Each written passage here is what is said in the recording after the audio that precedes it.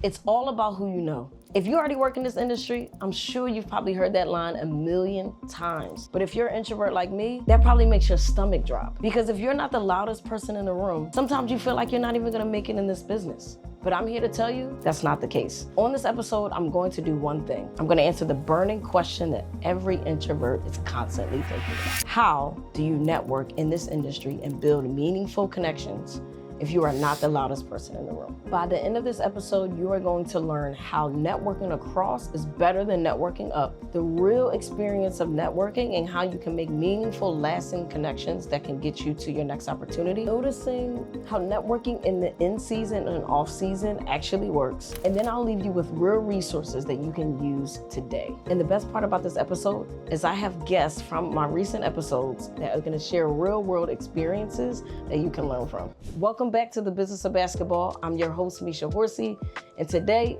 you have a solo episode with me. And if you're new here, this show interviews the next generation shaping the basketball industry so that working in the game becomes a reality for you. Let's start with something I think really trips people up. The difference between having a connection and being connected with someone. Here's what I mean. You may be connected with someone on LinkedIn, maybe you follow them or they follow you, or you saw somebody at a conference and you shared each other's contact. But that doesn't really mean you're connected with them. A real connection is different. It's when someone knows your name and remembers why they know your name, because you have that much skill or value that you've provided for them or someone they know. For example, I worked with Jordan Brand and Asia Wilson Foundation last summer, and this was all because the value that I brought, but also they remember why they knew my name. They remember why they wanted to use me for an activation, an event that I was a part of. I know you're probably watching this and thinking, but that's not me. I'm not the person who can work the room well or make myself so noticeable that people will know who I am so they can vouch for me. I get it. I asked a friend of mine, Taylor Berner, who is the CEO and founder of Agency 32, on our recent podcast episode. And here's what she said. I am the introvert. Before I go to networking events, I'm sweating. I'm talking to myself. I always joke when I'm at home, before I go out, I literally say this out loud. I'm like, you can do hard things. You can do hard things. No, I'm not the networking type at all. Same, but go ahead. But you're so good at it. Thank you. I hate it. Oh my gosh. But I know. But that's the thing. You force yourself to do it. You have to get comfortable with being uncomfortable. Right. And I think that's part of, one, just being successful in life. Yeah. But as an entrepreneur, you have to just be comfortable with being uncomfortable all the time. Yeah. So that's what it is for me. I force myself to do it. I like to stay pretty, I guess, authentic. I hate that word, but I like to stay pretty authentic with it. I'll say hi, what's up? Oh, let's follow you on Instagram. Then honestly, I think Instagram is a great tool for networking and just staying in touch with people without having the whole random conversation. Right. Because I think that's where things sometimes feel fake, is you're randomly texting someone, hey, checking in on you. Right. They're like, why? I don't know you like that, dog. Exactly. But on Instagram, you post something funny, I post something funny, you respond, I respond. Right. And now we're having this banter about things that don't even really matter. But now it's build in some way, building this camaraderie. Yes. About things that are completely not work related. Right. No, that's true. So let's say I'm in a room and, I'm in this, conference or networking event, and there's mad people in the industry there, and I'm wanting to shake their hand, wanting to talk to them, but I'm just you don't know me. And for a lot of times people want their space too, or they work with people they know, like, and trust, right? So what do you tell the person, how do they go to the event and come out with having at least a step forward and making those connections? Yeah, I think you lead with something you know about the person, or some type of connection point. Yeah. So I know there's been other agency owners that I look up to. They have huge agencies, other women mainly in the industry, where they work with amazing talent and have built crazy businesses.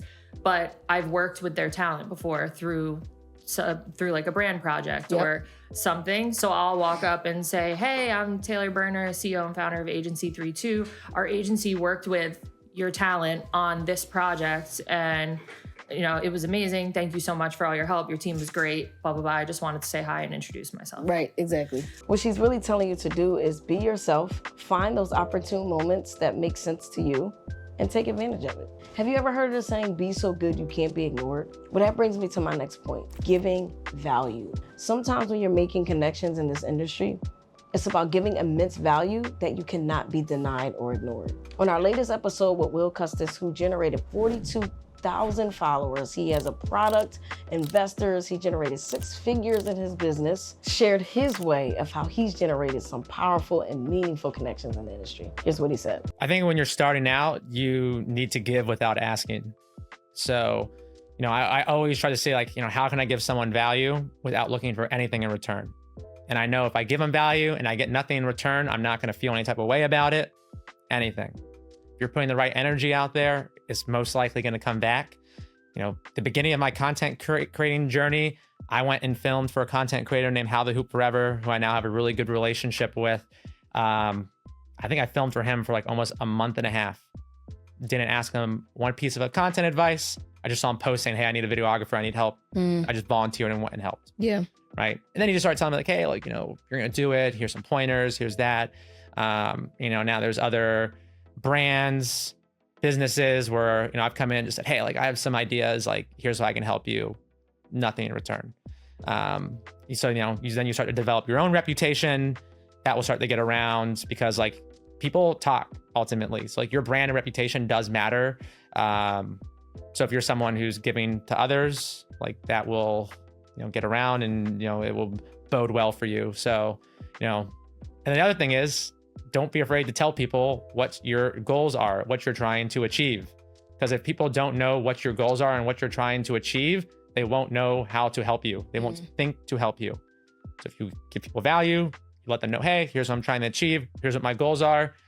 When they see an opportunity to help you, they'll hit you up and say, hey, I think you'd be great for this position. I think you should meet this person, or here's a way I can potentially help you as well. Yeah, I think we're moving into a time with AI and how everything can be very easily produced that relationships are going to be everything. Right. How you interact with others, how others view you. That's how opportunities are generated are through your relationships. So I think you have to be willing to put the work in with nothing in return. And during that time, it can be really shitty probably because you're going to feel yo, I'm doing so much. I'm not getting anything in return right now. It's hard. Yeah. I think it's just something if you really want to go for it, it's just something you have to be willing to do. With Hoopfeel right now, I've been, growing this business for the last year, scaling it. I've made no money from it. I put all the money back into it. At the same time, I've been paying out, creators, videographers. I've hosted 3 basketball tournaments, generated a lot of other opportunities. See, some things are more simple and less complicated than we think when it comes to networking in this industry. It's not always about what can someone do for you. It's what can you do for them and what can you do for them that's extremely valuable. That helps them elevate, that helps them get connected, that then helps open a door for you. Almost everyone gets told this advice and it's so wrong. Everyone always tells you to network up. Find the biggest person in the industry, connect yourself with them, and then you'll be successful. That is almost always the wrong way to go. The best advice is to network across. Network within your peers. Network around the person that you are trying to connect with. Because if you're just trying to get to the next big person, that's the hardest room to get into. And guess what? Your peers are more accessible to you. They're gonna answer your messages. They're gonna show love to you. They're gonna post your things. They're gonna make connections for you. I got a chance to talk to Ricki Dean on our podcast, who is the senior executive of player engagement for the NBA. She is living proof how she was able to network across to get her dream job. Here's what she said. I would say don't sleep on your peers too. It's important to network up, but networking across is just as important, if not more important, because these are the people that you're going to be working with for the rest of your career. And so that's one thing. And as jobs are happening, I got the Spurs job because a friend of mine said, oh, girl, you want to look at this? Are you interested? I can pass your name along.